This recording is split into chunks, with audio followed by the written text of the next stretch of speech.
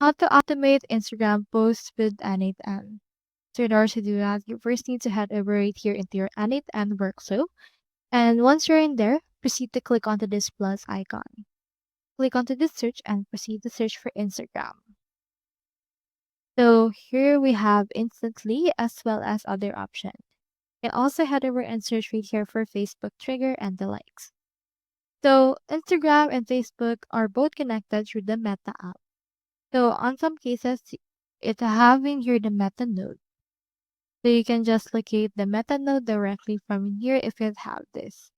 So you can go to first the Meta for developers platform to create a new application.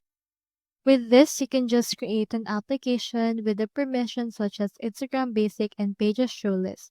Add the Thursday role and then link your Instagram account from there.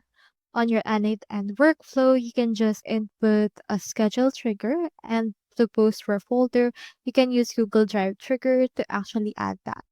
To generate content, you can use OpenAI and for to post to Instagram, you need to search right here for HTTP. So on your HTTP request, you just need to search or set the URL to the use Instagram Graph API and will likely be this particular link. I'll show you a link right here.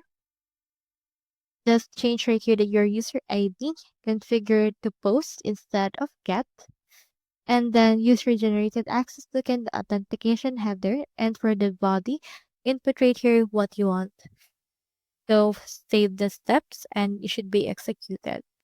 So that's all there is today, and I hope this video helped you out.